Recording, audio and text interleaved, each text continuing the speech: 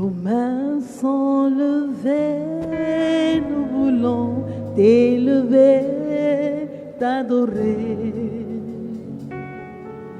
et te célébrer, Adonai.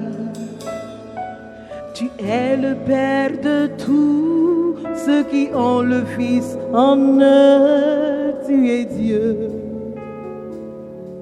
Tu remplis les cieux, Adonai. Nos mains sont levées, nous voulons t'élever, t'adorer et te célébrer, Adonai. Tu es le Père de tous ceux qui ont le Fils en eux, tu es Dieu. Tu remplis les cieux, Adonai. Reçois l'adoration. Tu es le roi de gloire, notre victoire. Digne es-tu, Seigneur, Emmanuel, reçois. Reçois l'adoration. Tu es le roi de gloire, notre victoire. Digne es-tu, Seigneur, Emmanuel.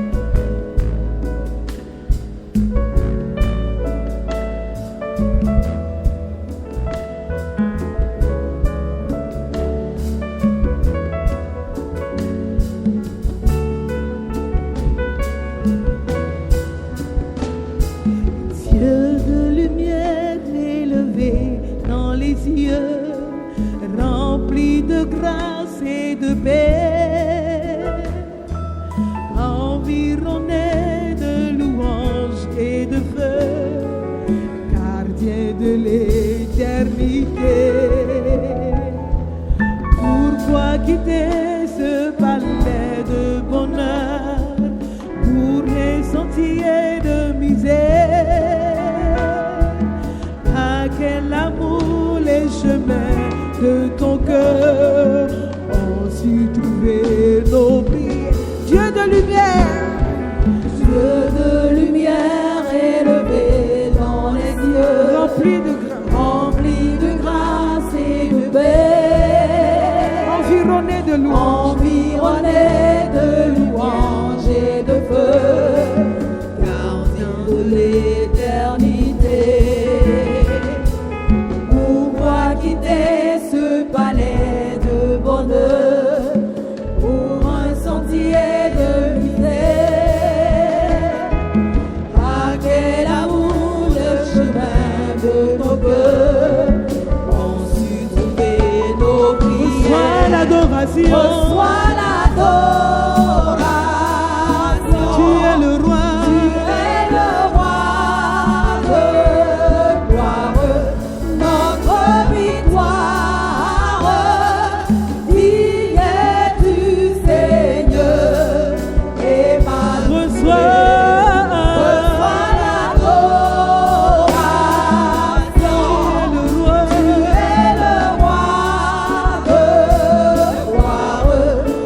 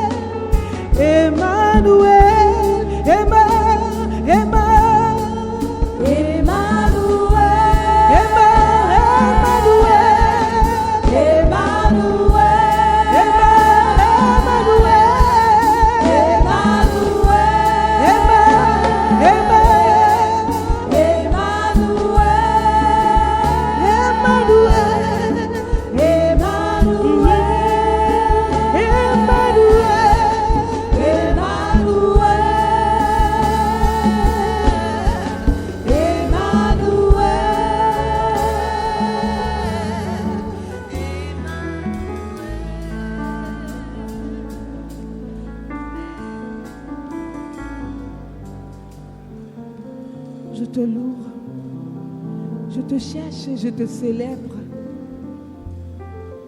Tous les jours de ma vie, je veux te louer.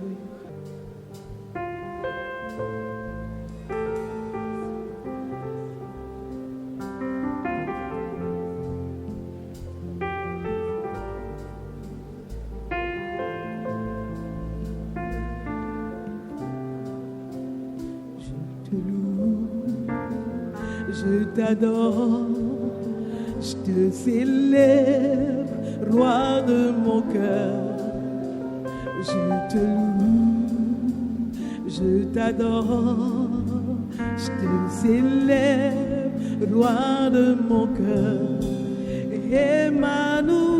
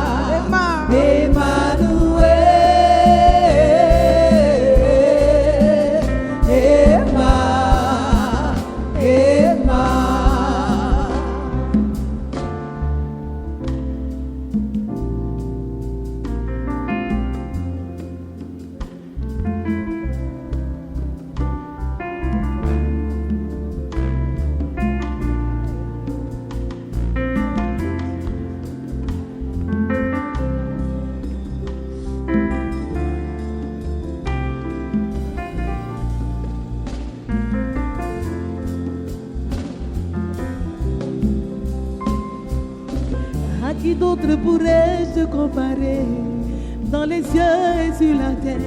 Car au plus profond de mon cœur, je ne connais qu'un seul amour, le Dieu qui pour moi s'est sacrifié, qui s'est donné tout entier, le roi qui se suffit à lui-même. Tu es tout ce que j'ai de plus précieux. Tu es tout ce que j'ai de plus précieux. Tu es tout ce que j'ai de plus précieux. Tu es tout ce que j'ai de plus précieux. Emmanuel,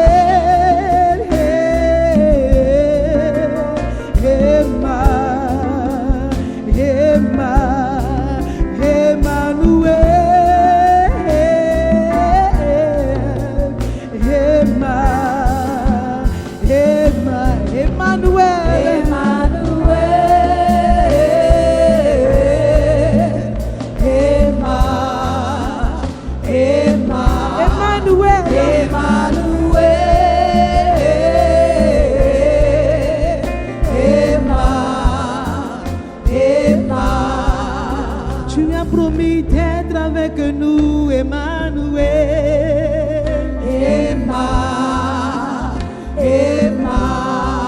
Dans mes moments de doute, je t'appelle Emmanuel.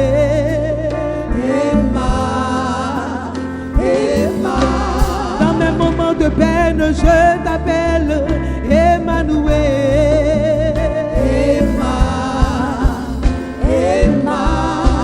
Dans mes moments de peur, je t'appelle Emmanuel. Emmanuel.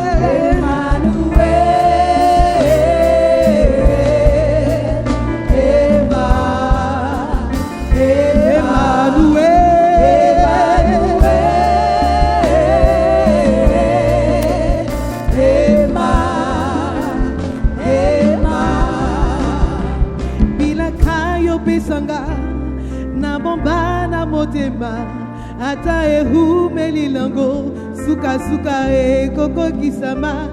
Je ne perdrai pas patience, motema eza na molembeo mpona yebi nzambe ya lola. Oza moto te boyo kosama, mwana moto te boyo wangana. Oza moto te boyo kosama, mwana moto te boyo wangana. Bilaka yo pesanga na bomba na motema ata ehumeli lango suka suka ekokokisama. Je ne perdrai pas patience, motema eza na monembeo mpona yebi nzambe ya lola. Oza moto te boyo kosama, mwana moto te boyo wangana. Oza moto te boyo kosama, mwana moto te boyo wangana. Tu n'es pas un homme pour mentir, ni le fils d'un homme pour te repentir. Tu n'es pas un homme pour mentir, ni le fils d'un homme pour te repentir. Yahweh, Emmanuel,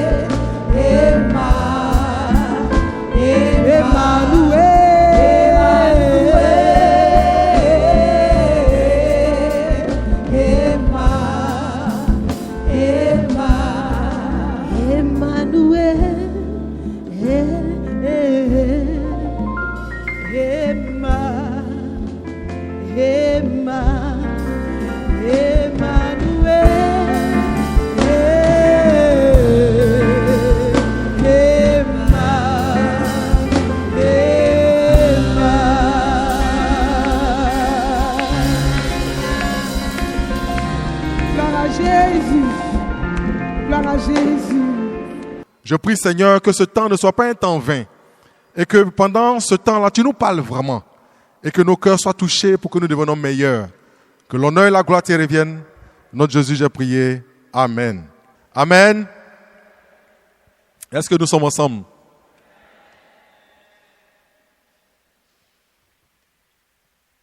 On va voir d'abord comment est-ce que le roi David a été choisi.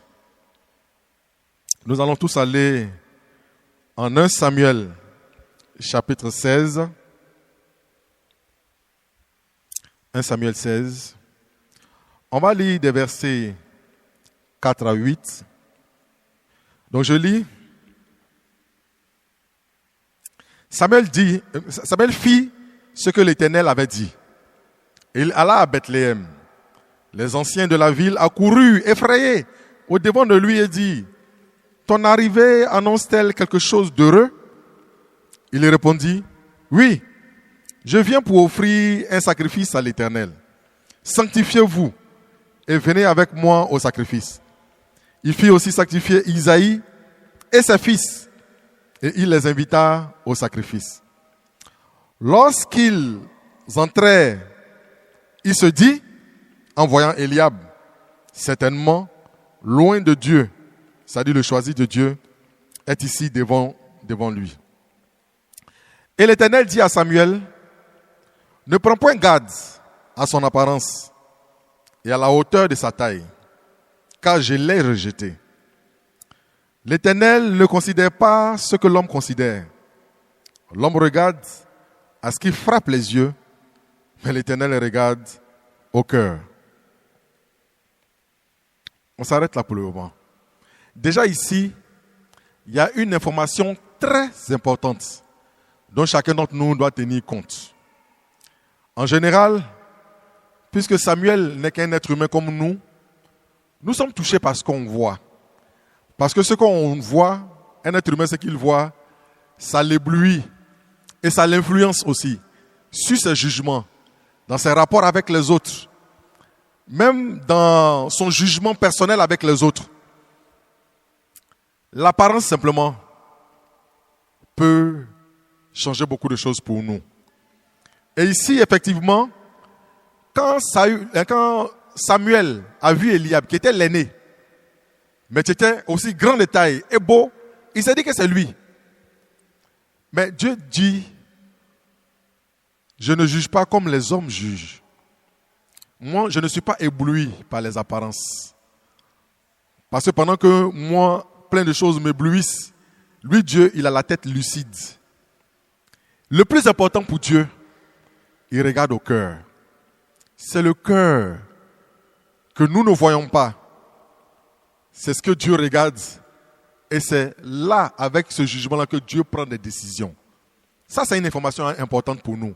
Ça ne veut pas dire qu'on ne doit pas bien s'habiller, ni soigner notre apparence. Mais ça veut dire qu'entre l'apparence physique que tu nous donnes, que moi je vous donne, et ce que nous vivons vraiment dans nos cœurs, le plus important pour Dieu, c'est le cœur. C'est seulement ça que ça veut dire. Donc chacun d'entre nous devrait travailler beaucoup plus à son cœur qu'à soigner son apparence. Ça, c'est une information dont il faut tenir compte pour le restant de notre vie, nous tous. Amen. Donc tout le monde s'est purifié et finalement, les frères, tous les enfants d'Isaïe sont passés devant lui. Et on atterrit au verset 11.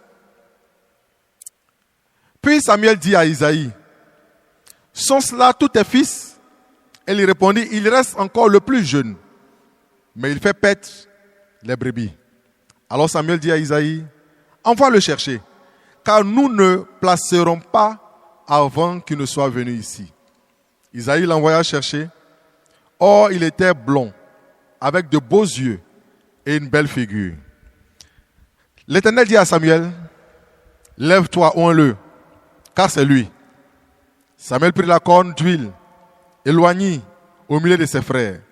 L'Esprit de l'Éternel saisit David à partir de ce jour et dans la suite. Samuel se leva et il s'en alla à Rama. Voilà. Information dont Dieu a tenu compte.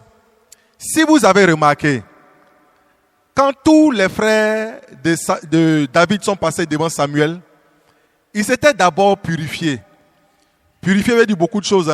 Ils s'étaient certainement lavé les mains, les pieds, ils s'étaient certainement bien habillés, parfumés et tout.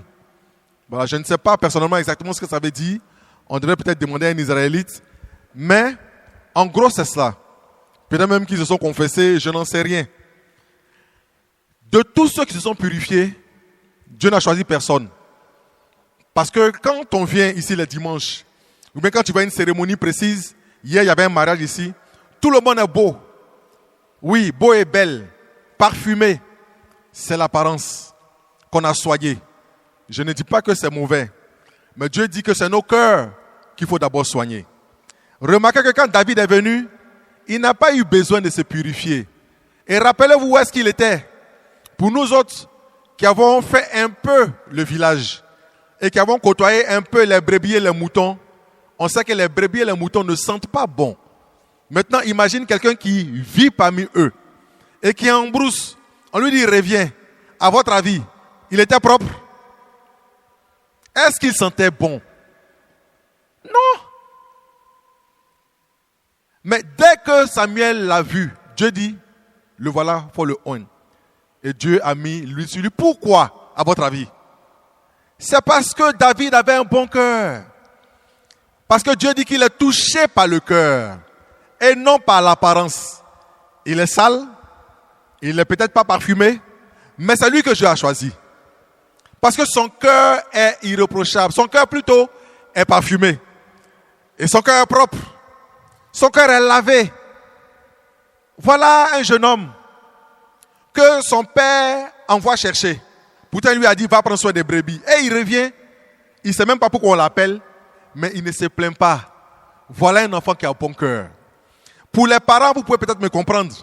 Quand un parent est hors de sa maison et qu'il veut faire quelque chose d'important à la maison, quand il prend son téléphone, il veut toujours tomber sur l'enfant qui est très obéissant et qui est humble. Quand tu lui confies quelque chose, il fait ce que tu as demandé de faire sans problème. Il y a des enfants qu'ils évitent. Parce que lui là, il aime se plaindre. Lui là, il va dire je vais faire, puis il ne va pas faire. Mais David, on lui dit va au champ, prends soin des brebis, il va. Son papa l'a envoyé chercher, il dit reviens. Il ne sait pas pourquoi il revient, mais il revient sans se plaindre. David est au champ, il prend soin des brebis. Au champ là-bas, là, beaucoup de choses peuvent se passer. Il est seul. Il n'a pas son formateur, il n'a pas ses frères, personne ne le voit. Il n'a pas l'apparence des yeux des hommes qui le surveillent. Mais son cœur est propre. Certains d'entre nous, peut-être qu'on fait les choses quand l'apparence des yeux des hommes nous surveille. Quand des gens sont autour de toi, ou quand ton formateur est là. Mais quand il n'y a personne, et que tu es seul quelque part, dans ta chambre, au travail, seul quelque part, et que c'est le noir total pour nous autres qui sommes des humains, qu'est-ce que tu fais? David aurait pu tuer les brebis, une brebis par jour. Lundi, il mange une. Mardi, il mange une. Maintenant, après ça, il vient dire à son papa, ah, père, j'étais là et puis il y a un ours qui est venu prendre une brebis. L'autre fois là, c'était un lion qui a tué 2 brebis en même temps. Et puis après là, je vois, il y a des gens qui ont volé 3. Est-ce que c'est ce que David faisait? Mais il pouvait le faire. Parce que son père ne lui dirait jamais que non, ce que tu dis c'est faux. Il n'a pas de preuves. Même quand il est seul, il fait ce qui est juste. Pour nous autres qui avons fait un peu le village, on sait qu'en brousse, beaucoup de choses se passent. Il aurait pu avoir une copine, sortir avec elle en brousse quelque part là-bas. Ou même plusieurs. C'est pas ce qu'il a fait. Seul en brousse, il est attaché à Dieu. Son cœur est attaché à Dieu. Son cœur est parfumé. Son cœur est propre. Il ne soigne pas forcément son apparence, mais il prenait soin de soigner son cœur. Ça montre clairement que David méditait la parole de Dieu. Et il priait. Méditer, rassurez-vous, ça ne voulait pas forcément dire qu'il avait un cahier, tout ça, et qu'il lisait la Bible. Non. Le mot méditer dans la Bible veut dire penser à un verset, à un message, réfléchir à cela. C'est ce que David faisait tout le temps. Il connaissait la parole de Dieu parce qu'il avait ça à cœur et il réfléchissait sur les messages et les commandements de Dieu. Que fais-tu et qu'est-ce que je fais quand je suis seul? Quand on ne me surveille pas. Et dès que Dieu le voit, il dit c'est lui. Parce qu'il n'y a rien à lui reprocher. En 1 Samuel 17, une histoire formidable que nous connaissons tous, David et Goliath. Même les enfants à la classe connaissent cette histoire plutôt. Comment est-ce que David a réagi pendant que tout le peuple avait peur? Chaque fois quand j'essaye d'imaginer un peu la taille de Goliath, la seule chose que j'ai vue sur terre, en tout cas qui peut peut-être ressembler un peu à Goliath, c'est des basketteurs. Donc quand je pense à Goliath, je pense à un basketteur qui est assez grand. Quand quelqu'un est grand comme ça, il est impressionnant déjà. Et en général, nos basketteurs font 2 mètres et quelques. Mais la Bible dit que Goliath faisait 3 mètres. Dans ma tête, j'imagine toujours pas ce que ça peut représenter. Mais il était grand. Et même s'il n'était pas musclé, mais déjà même sa taille là même là, c'est imposant. Mais en plus de ça, il était musclé. Et donc quand quelqu'un est musclé et puis il est aussi grand, il est impressionnant. Si tu n'utilises que tes yeux pour le regarder, les yeux d'être humain, ton cœur va tomber dans ton ventre. Comme on dit ici à Abidjan. Dès que tu le vois, tu n'as plus de force. Et c'est comme ça qu'il effrayait tout le monde. Il effrayait toute l'armée d'Israël. Il effrayait même le roi. Mais quand David est venu, puisque tout le monde connaît l'histoire, David est venu là, il comptait sur quoi, à votre avis? Puisqu'on n'a pas le temps, on ne va pas lire l'histoire, mais c'est en 1 Samuel 17. David comptait sur Dieu. Il n'avait que 17 ans. Il sait que sa forme n'est pas la forme de Goliath. Ce n'est pas lutte qu'il va faire avec lui. Et il n'avait pas une arme tranchante, ni une épée, ni quoi que ce soit, pour se battre contre Goliath. Il comptait sur Dieu. Où est-ce qu'il a appris à compter sur Dieu? C'est dans sa relation avec Dieu. Quand il y a des situations effrayantes dans ta vie, parce que je sais que quelquefois, certains d'entre nous ont traversé des situations graves, dangereuses, où tu sais que si Dieu ne fait pas là, personne ne va te sauver. Et puis, tu t'en es sorti. Tu te rappelles que c'est Dieu qui a fait? Tu te rappelles que quand cette situation est arrivée là, tu priais beaucoup et que tu te rapprochais plus de Dieu. Parce que quand tu pries beaucoup et que tu te rapproches de Dieu, quand il y a des situations difficiles dans ta vie, tu es serein. Pendant que tout le monde est effrayé, toi tu es serein. Pas parce que tu es fort, mais parce que tu sais que ta force est en Dieu. Que tu as été tiré de Dieu. Et que c'est Dieu qui est fort. Mais que toi, tu n'es pas fort, tu le reconnais. Mais comme tu sais que Dieu est fort, tu es tranquille. C'est comme ça. Quand David est venu, c'est pas parce qu'il savait qu'il était fort. Hein. Il savait que c'est Dieu qui était fort. Il a même dit à Goliath, tu viens contre moi avec la lance, tout ça, mais moi je viens muni du nom de l'Éternel. Et qu'est-ce qui s'est passé? On connaît la fin de l'histoire. David a tué Goliath. David était attaché à Dieu. Et à cause de cet attachement à Dieu, il était serein et en paix. Quand tout le monde tremble, qu'est-ce qui te fait trembler? Ou bien, quand tu trembles, et quand tu sais que tu es en train de trembler, que tu as peur, et que tu n'es plus en paix, demande-toi simplement, est-ce que tu ne t'es pas un peu éloigné de Dieu? Tu t'es pas un peu éloigné de ton Dieu? Tu t'es pas un peu coupé de ta source? C'est ça la question que tu devais te poser. Parce que quand tu médites la parole de Dieu et que tu pries, ça te rend serein. C'est pas vrai? Je ne sais pas si vous avez déjà vécu cette expérience. Hein? Voilà. Ceux qui ont déjà vécu l'expérience, quand tu pries et puis tu es proche de Dieu, tu es serein dans une situation difficile, levons la main voir. Voilà. Donc la majorité, on sait. Tout ce que je dis, c'est la vérité. C'est un encouragement. David a vécu ça. Il voit Goliath et puis c'est pas Goliath il voit. Mais ça c'est l'apparence. Il sait que c'est un être humain que Dieu a créé, que Dieu va remettre en terre tout de suite. Et il allait contre lui. On va pas lire cette histoire parce que c'est un peu long. Lisons une autre histoire. 1 Samuel 23. Ça nous montre simplement comment est-ce que David est. 1 Samuel 23. Frères et sœurs, j'espère que nous sommes ensemble ce matin. La Bible dit, du verset 1, on va lire 1 à 12. À cette époque, Saül pourchassait David pour le tuer. Il avait des difficultés. Et en tant qu'adorateur de Dieu, une chose qu'on doit savoir, les difficultés font partie de la vie. Ce n'est pas parce qu'il y a des difficultés qu'on doit s'éloigner de Dieu ou changer de langage. Non. Dieu teste des fois nos cœurs pour voir si nous sommes vraiment attachés à lui. Et pour David, ce qui était plus grave, c'est que c'est sa vie qui était en jeu. Des fois, nous, on est testé, ce n'est même pas nos vies qui sont en jeu. Quand on nous effraie un peu seulement, là, c'est fini. On laisse tout. On laisse Dieu, on oublie tout. Malheureusement, il y a des frères et sœurs qui sont partis comme ça. Que leurs parents ont simplement effrayé. Un peu. Et ils sont partis. Moi, j'ai eu ce test avec mon père. Je vous l'ai déjà raconté combien de fois. Testé. J'étais qu'étudiant et je n'avais pas d'argent. Et quand je lui ai dit que je suis devenu chrétien, parce que j'étais avec lui dans un groupe religieux, il s'est fâché et puis il dit à partir de maintenant, et il ne s'amusait pas, hein, que je ne suis plus son fils, et puis moi, je considère qu'il n'est plus mon père. Donc, il ne m'envoie plus rien. J'étais encore étudiant, j'étais à Mermoz. Mais ça m'a pas effrayé. J'étais en paix. Cette paix-là, ça venait de Dieu.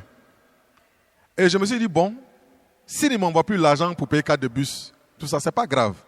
S'il ne m'envoie même plus rien pour manger, ce n'est toujours pas grave. Et les frères qui étaient autour de moi, on se cotisait. Je mangeais avec les frères.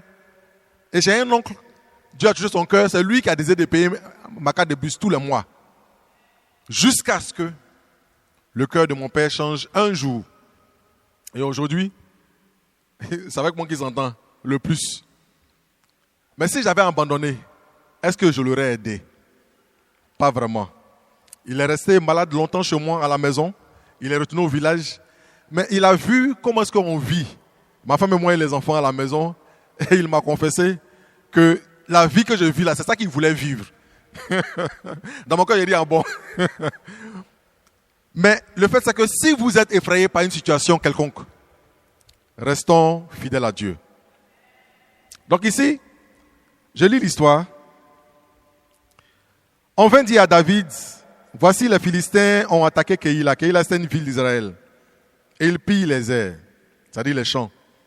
David consulta l'Éternel en disant, irai-je et battrai-je ces Philistins? Et l'Éternel lui répondit, va, tu battras les Philistins et tu délivreras Keïla. Mais les gens de David lui disent, voici, nous ne sommes pas sans crainte ici, même en Juda. Que sera-ce si nous allons à Keïla contre les troupes des Philistins? David consulta encore l'Éternel. Et l'Éternel lui répondit, lève-toi, descends à Keïla, car je livre les Philistins entre tes mains. Alors ici, David n'était pas responsable d'une région d'Israël. Il n'était pas gouverneur non plus. Il n'était chef de rien, sauf chef de la bande, la petite bande de personnes que Dieu lui a données. Et il était pourchassé et poursuivi sur tout le territoire. Et il entend qu'il y a des païens qui font du mal sur un territoire quelque part en Israël. Et David est touché, il est choqué.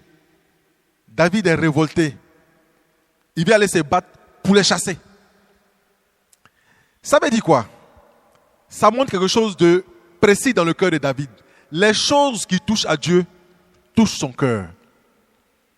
Voilà comment est-ce que David était. Personne ne l'a envoyé, personne ne lui a rien dit. Mais ça touchait son cœur.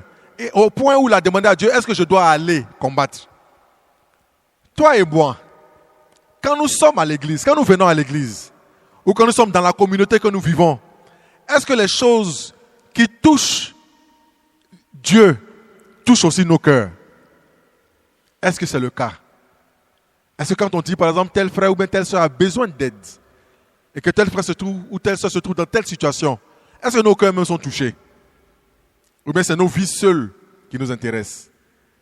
D'ailleurs, des fois quand nous entrons dans cette salle et qu'il y a un papier qui traîne, puisque c'est les choses de Dieu, est-ce que tu regardes le papier puis tu dépasses? Ou est-ce que tu ramasses le papier et tu mets dans une poubelle? Tout ça, ça montre si les choses de Dieu te touchent ou pas. Quand quelque chose est mal placé, est-ce que tu dépasses la chose mal placée ou bien est-ce que tu la replaces? Moi, en tout cas, c'est ce que je fais à la maison. Et ici, c'est ce que je fais. Ce matin, j'ai vu une feuille qui traînait quelque part, un mouchoir. Hier, il y a eu mariage ici. Certainement, quelqu'un s'est essuyé, il l'a laissé. J'ai pris, je vais le mettre dans la poubelle. Parce que si quelqu'un vient et qui n'est pas de la communauté, qu'il voit ça, ça va gâter le nom de Dieu. À la maison, c'est ce que je fais. Quand je passe et que soit la serviette de quelqu'un est tombée, ou bien l'habit de quelqu'un est tombé du séchoir, je prends et puis je remets. Là où ça doit être. Parce que des fois, les gens de la maison, il y en a qui dépassent. Ces habits, ce n'est pas pour eux. Ça peut tomber, ça peut rester là. Moi, je continue ma route. Ça veut dire que ça ne te tient pas à cœur. Et si c'était pour toi? Donc, David avait un cœur qui ressentait la douleur de Dieu. Est-ce que nos cœurs ressentent la douleur de Dieu? C'est ça la question pour nous tous. David consultait Dieu pour ses projets. C'est vrai qu'il devait aller se battre à Keïla, mais il a demandé à Dieu, est-ce que je peux partir? Est-ce que je dois même partir? Et Dieu lui a répondu. Voilà comment David était. Un adorateur de l'Éternel.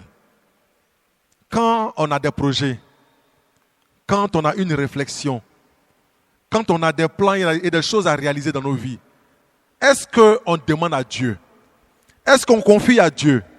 Est-ce qu'on s'attache à la source de notre vie pour lui demander, est-ce que c'est ça la même là? C'est vrai que c'est bon pour moi, mais je peux faire. Est-ce que je dois faire? David revenait toujours à la source de sa vie, tiré de Dieu. Il sait que c'est à lui qu'il faut demander, parce que Dieu lui voit tout. Pendant que David n'a que ses yeux et ses pensées humaines, Dieu là, du ciel, il voit tous les peuples de la terre. Et il sait ce qui se passe dans le cœur de chacun. Il connaît leurs faiblesses, leurs forces. Donc c'est Dieu qui a réponse à tout, pas lui. Est-ce que tu te rapproches des frères et des sœurs pour demander conseil.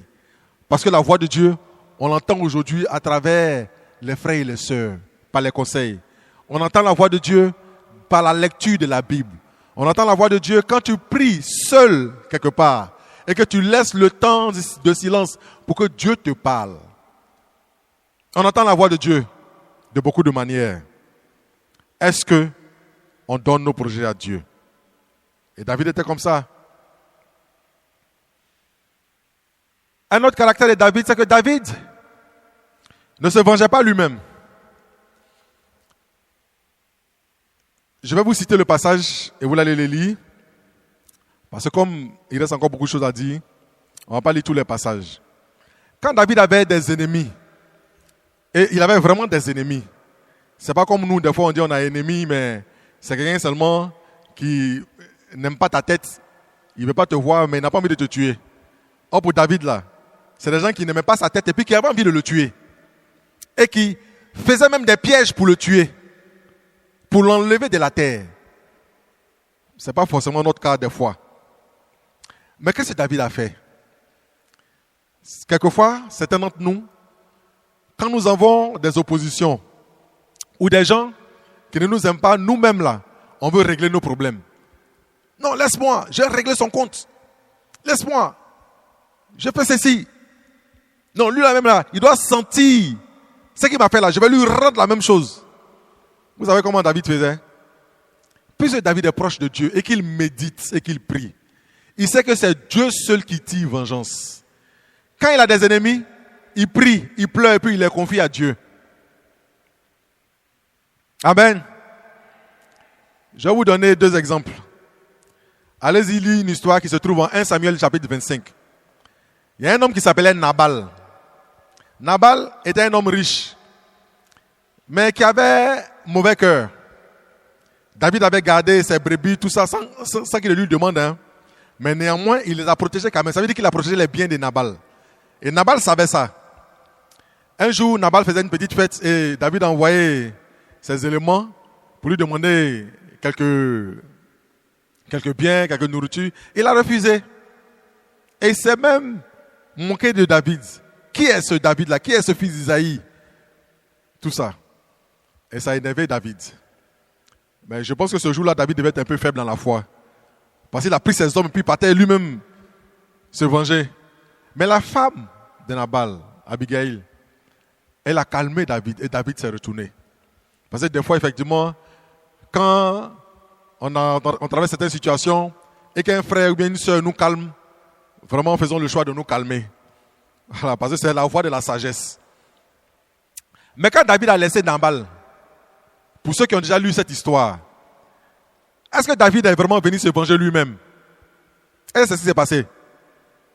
Ah, vous n'avez pas lu l'histoire. Bon, on ne va pas la lire, hein, mais lisez en 1 Samuel 25. David n'est pas allé se venger lui-même. Mais vous savez ce qui s'est passé? Le lendemain, Nabal, quand tout s'est calmé, sa femme lui a expliqué que voilà, David venait avec ses hommes pour nous tuer, tout ça, et puis voilà ce que j'ai fait. Je lui ai donné tant. Quand Nabal a entendu ça, il a piqué une crise, puis il est mort. C'est comme ça que Dieu a géré ça. Quand tu es un adorateur de Dieu, tu sais que toi-même là, tu ne dois pas te venger, ni toi-même te battre, mais tu laisses Dieu gérer. C'est comme ça que Dieu gère. Et quand Dieu gère, c'est propre. Tu n'as même pas besoin même de lever ton petit doigt. Mais quand quelqu'un est chaud pour se défendre, un chrétien surtout, non, laisse-moi, non, lui là, je vais lui montrer, mon collègue là, il m'a fait ça, non, c'est un piège, non, mais je vais lui rendre la même chose, mon patron il m'a fait ça, non, ou bien mon frère là, il m'a fait ça. Quand tu vois un gars qui s'agite comme ça, là, c'est qu'il ne lit pas bien la Bible, il n'est pas attaché à Dieu, il n'est pas attaché à la source de sa vie. Parce que quand tu es attaché à la source de ta vie, là, tu es serein. Tu sais que ce n'est pas toi qui dois tirer vengeance, mais c'est Dieu qui va tirer vengeance. Vous voulez une autre preuve? Saül lui-même. Quand David est en train de poursuivre Saül partout, à gauche, à droite, 2 fois, David a eu l'opportunité de tuer Saül. Il n'a pas tué. Vous savez pourquoi? Je sais que parmi vous, beaucoup de gens savent pourquoi. Mais pour ceux qui ne savent pas, David a dit que Saül, là, c'est le oint de l'Éternel. C'est-à-dire c'est le choisi de l'Éternel. Donc lui, David, là, il ne peut pas oser lever la main sur Saül pour le tuer. Voilà comment David pensait. Loin de l'Éternel. Quand il y a des loin de l'Éternel parmi nous, entre autres nos dirigeants, est-ce que toi, tu te gardes même de les critiquer? Et dans ton cœur, et à la maison, et avec certains frères et sœurs, ou parmi tes enfants? Est-ce que tu critiques les dirigeants? Si tu le fais, tu n'es pas encore attaché à la source de ta vie. Parce que tu n'as pas peur de Dieu. C'est Dieu qui a fait le choix. Ce n'est pas toi qui as fait le choix. Il peut avoir ses défauts. Il peut avoir des choses à changer dans son caractère. Mais ce n'est pas à toi de le changer. Et ce n'est pas à toi de le critiquer. Tu n'es pas son patron, tu n'es pas son chef. Son patron et son chef, c'est Jésus. Et c'est Dieu qui l'a mis là. David craignait Dieu. C'est pour ça qu'il n'osait même pas lever la main sur lui. Si vous lisez l'histoire, vous pouvez lire aussi en 1 Samuel 26, versets 2 à 25, où David a eu cette opportunité de tuer Saül. Il explique, même à ses hommes, ne levez pas la main sur lui. Ça montre comment est-ce que David était avec le nom de Saül, même parmi ses hommes. Parmi ses hommes, certainement que David ne critiquait pas Saül. Si tu as un patron qui est mauvais, tout le monde sait qu'il est mauvais. Garde-toi de le critiquer. Voilà. Si tu as un grand frère qui est comme ça, ou bien un oncle, ou bien une tante, gardez-vous de les critiquer. C'est Dieu qui gère. Oui, Dieu tire vengeance. Un homme qui est attaché à Dieu, à sa source de vie, c'est que c'est Dieu qui gère tout ça. Si tu as mal, va seulement prier devant ton Dieu. Tu gères tout ce que tu as à gérer avec lui. Amen. On finira ce matin avec quelques psaumes. Je vais tirer quelques psaumes comme ça de David. Parce que David a un cœur incroyable. On va prendre le psaume 1. Et les psaumes, des fois, c'était des prières. C'était aussi des chants, des fois. C'était des poèmes. Donc, nous allons lire psaume 1. Est-ce que l'exemple de David nous encourage? Moi, en tout cas, son exemple me défie trop. Trop même. Parce que depuis adolescent jusqu'à son âge adulte, il est attaché à Dieu. Ça, c'est défiant. Très défiant. Je vais lire dans une version qui s'appelle Parole de vie. Voilà ce que Dieu dit à travers David. Voici l'homme heureux. Il n'écoute pas les conseils des gens mauvais. C'est-à-dire des gens qui ne sont pas attachés à Dieu. Il ne suit pas l'exemple de ceux qui font le mal. Il ne s'assoit pas avec les moqueurs. Ceux qui se moquent de Dieu, en l'occurrence. Au contraire, il aime l'enseignement du Seigneur et le redit jour et nuit dans son cœur. Alors, qu'est-ce que je vous ai dit tout à l'heure? Que David méditait. C'est comme ça qu'il méditait. Il redit les paroles de Dieu jour et nuit dans son cœur. C'est comme ça que sa méditation est remplie toute la journée. Il est rempli toute la journée de Dieu. Comme un arbre planté au bord de l'eau, il donne ses fruits au bon moment. Et ses feuilles restent toujours vertes. Cet homme réussit tout ce qu'il fait. Pour les gens mauvais, c'est différent. Ils sont comme la paille emportée par le vent. C'est pourquoi, au moment du jugement, ces gens-là ne sont pas acceptés. Quand ceux qui obéissent à Dieu se rassemblent, il n'y a pas de place pour les gens mauvais. Oui, le Seigneur veille sur la vie de ceux qui lui obéissent. Mais le chemin des gens mauvais les conduit à leur perte. Un homme qui est attaché à Dieu sait que, au verset 6, je le répète, oui, le Seigneur veille sur la vie de ceux qui lui obéissent. Mais le chemin des gens mauvais les conduit à leur perte.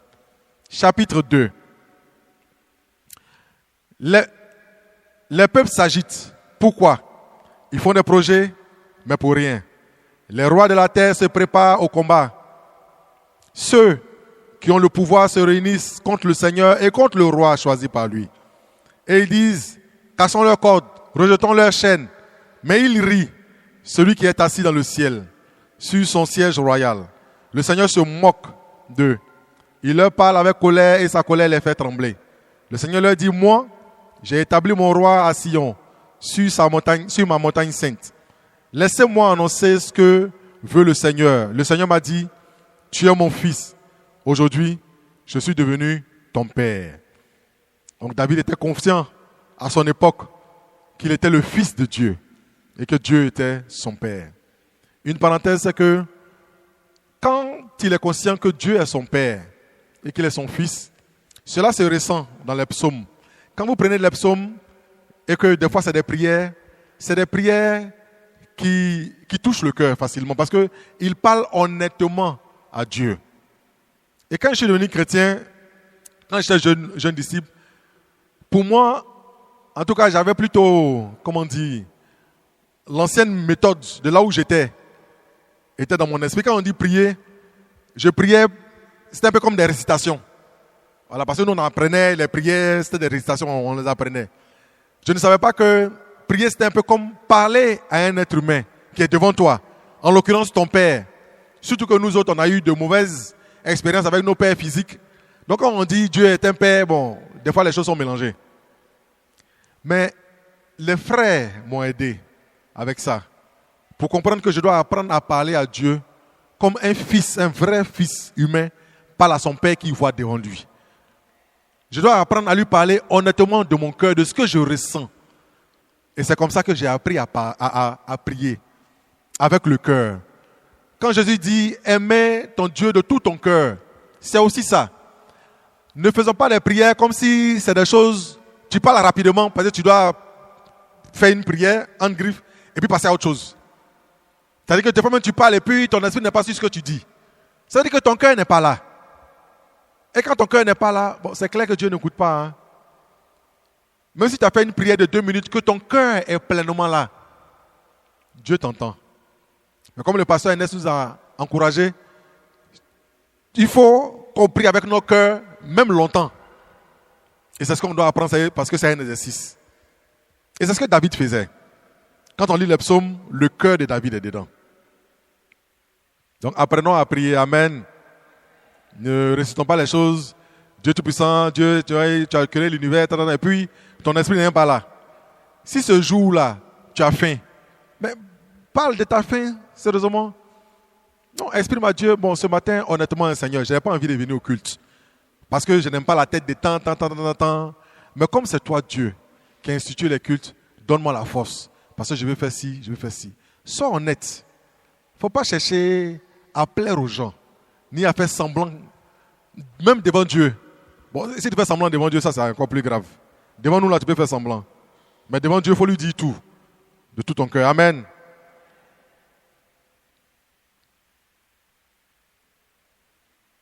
Au verset 11, il dit, servez le Seigneur avec respect, avec joie et en tremblant. Mettez-vous à genoux devant lui. Sinon, il va se mettre en colère et vous serez perdus. Oui, sa colère peut brûler tout à coup comme un feu. Ils sont heureux, tous ceux qui se réfugient dans le Seigneur. Chapitre 3, psaume de David. Quand il fuyait son fils Absalom. Quand David prie, il prie en fonction de comment il se sent dans la situation. Il prie en fonction des circonstances. Et c'est comme ça que nos cœurs doivent être honnêtes avec Dieu. Beaucoup disent de moi, Dieu ne le sauvera pas. Mais toi, Seigneur, tu me protèges comme un bouclier. Tu sauves mon honneur, tu relèves ma tête. À pleine voix, j'écris vers le Seigneur. Il me répond de sa montagne sainte. Et moi, je me couche et je dors. À mon réveil, le Seigneur vient m'aider. Je n'ai pas peur de cette foule de gens qui m'entourent de tous côtés. Seigneur, lève-toi, mon Dieu, sauve-moi. Oui, tu as frappé tous mes ennemis à la mâchoire, tu as cassé les dents des gens mauvais. Voilà comment il priait. Honnêtement, il livre son cœur à Dieu. Ce n'est pas des récitations comme je le pensais avant. Donc David était honnête avec Dieu dans son cœur. Et nous devons apprendre de lui. Nous rapprocher de Dieu par l'honnêteté et la vulnérabilité de notre cœur. On va finir avec un dernier passage. C'est le psaume 51. Psaume 51, à partir du verset 1. Nous sommes ensemble, frères et sœurs? L'exemple de David me touche toujours. Parce que ça montre que c'est possible de vivre attaché à Dieu et d'être un homme irréprochable. Au chef des chants, Psaume de David. Lorsque Nathan, le prophète, vint à lui, après que David fut allé vers Bathsheba. Vous savez que même en tant que chrétien, des fois on peut tomber dans des péchés graves. C'est ce qui est arrivé à David.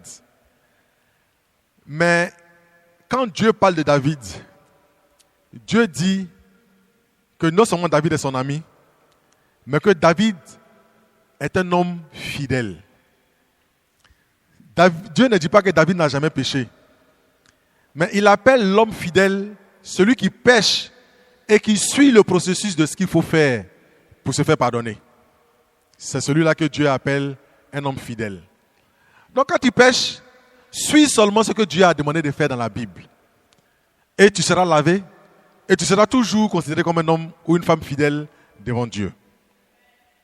Sinon, un ami de Dieu ou un adorateur de Dieu ou un fidèle ne veut pas dire un homme sans péché. Ça n'existe pas. C'est Dieu qui nous a créés, il sait ça. Voilà la prière de David. Il dit, oh Dieu, verset 3, aie pitié de moi dans ta bonté. Selon ta grande miséricorde, efface mes transgressions. Lave-moi complètement de mon iniquité et purifie-moi de mon péché. Car je reconnais mes transgressions et mon péché est constamment devant moi. J'ai péché contre toi seul et j'ai fait ce qui est mal à tes yeux, en sorte que tu seras juste dans ta sentence, sans reproche dans ton jugement. Voici, je suis né dans l'iniquité et ma mère m'a conçu dans le péché. Mais tu veux que la vérité soit au fond de mon cœur, au fond du cœur. Fais donc pénétrer la sagesse au-dedans de moi. Purifie-moi avec l'hysope et je serai pur. Lave-moi et je serai plus bon que les neiges. Annonce-moi l'allégresse et la joie, et les eaux que tu as brisées se réjouiront. Détourne ton regard de mes péchés, efface toutes mes iniquités. Ô Dieu, crée en moi un cœur pur. Renouvelle en moi un esprit bien disposé. Ne me rejette pas loin de toi, etc. Quand vous lisez cette prière, c'est une prière de cœur à cœur. Alors, ce n'est pas des récitations. C'est comme ça que David était avec Dieu. Il lui ouvrait son cœur. Il était vulnérable. Et c'est ce que nous devons tous apprendre. Être vulnérable quand nous prions. Être honnête avec Dieu. Être honnête avec nos cœurs. Pleurer devant lui. Parce que c'est lui seul qui peut nous aider. Et David a été un exemple d'un être humain sur cette terre qui peut s'accrocher à la source de sa vie et réussir à vivre une vie irréprochable. Frères et sœurs, ce que Dieu nous demande dans sa parole est possible pour toi et c'est possible pour moi. C'est possible de se rendre compte et d'être conscient que nous avons été tirés de Dieu pour être attachés à lui. Et c'est possible de pouvoir comprendre que nous devons chercher Dieu de tout notre cœur, de toute notre force, de tout ce que Dieu nous a donné comme talent. Le chercher, parce que le plus important, c'est cela. Et Dieu nous montre que c'est possible à travers la vie de David. Donc frères et sœurs, que chacun d'entre nous prenne le défi à cœur et qu'à lui seul revienne toute la gloire. Amen.